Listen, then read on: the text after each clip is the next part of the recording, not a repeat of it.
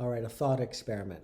If you're new to practicing mindfulness meditation, and if you're in the class, for example, where you're starting with a 6-minute practice and may move to a 12-minute practice, this is meant to offer, if you will, a thought experiment on perhaps seeing what it is to be at home or wherever you choose to practice by yourself, listening to a guided practice, or even in time practicing without guidance, guiding yourself, if you will.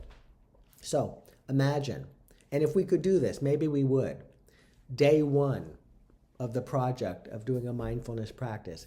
It's you and 5 other people, and you set a timer for 6 minutes, and you have a conversation.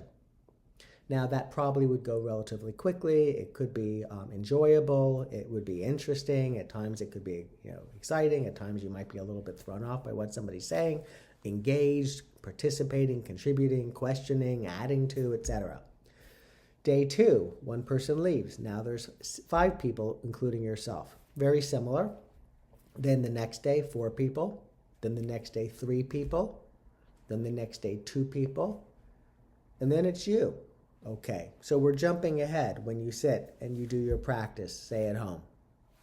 You're setting the timer, you're setting the guided practice, you're choosing the 6-minute practice, and there you are by yourself.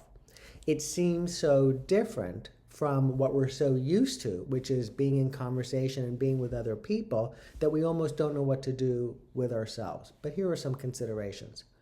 First of all, when all of you are in the room together, whether it's all 6 of you or even 2 of you, and there's talking going on, we're used to that, and we spend our time talking and listening, talking and listening. And we may think that that's the only conversation that's going on. But in fact, as you might intuit, as you might know from glimpsing moments of this level of self-awareness, you're actually having your own conversation with yourself. Somebody says something, you think to yourself, oh, I don't agree with that, and you say something that disagrees. Or, that can't stand, and I have to respond to that, and you do. Or you go, oh my God, I so agree with you, that's right. And there's a little bit of or a lot of an internal narration going on that is also a part of those conversations, but it's sort of under the surface. And in all likelihood, we don't know other people the way we know ourselves or can know ourselves, but they're probably having that same experience. So there's 2 of us in the room, say, but there's really at least, we could say 4 conversations going on.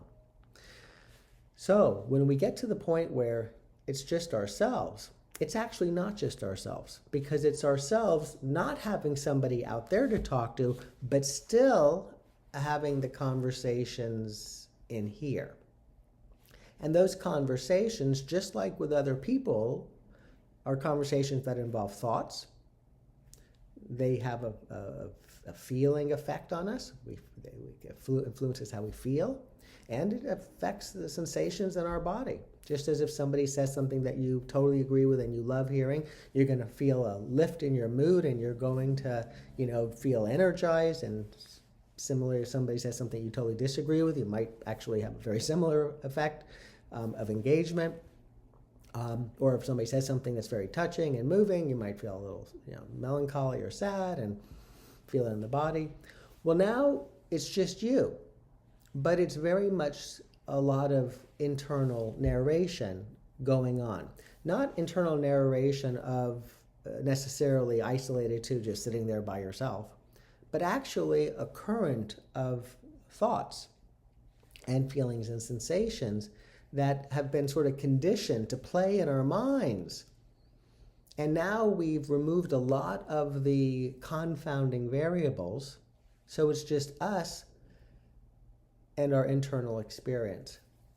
And so there's a lot going on. There is, in fact, something to listen to if we're really listening with curiosity and intention and patience. And we can learn about ourselves, patterns of thoughts.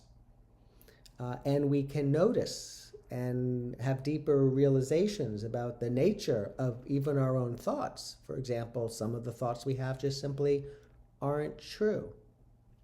No matter what thought we have that may grip us, it's gone sooner than later, and the grip releases And then new thoughts come along, and we realize it's just an ever continuous show of thoughts coming and going, affecting our feelings, and our feelings influencing our thoughts, and sensations in the body being influenced by the thoughts and feelings we're having. And these thoughts and feelings and sensations are really becoming front and center of the mindfulness practice experience. And whether it's a focused attention practice, where if you notice the thought, you come back to the breath, or whether it's an open monitoring practice, where if you notice the thought, you just notice the thought, and then the next one and the next one, it's actually not that different than having 6 people around the table, including yourself. And so this 6-minute conversation or sharing of this information is meant to hopefully provide you with another perspective to your own at-home practice. All the best.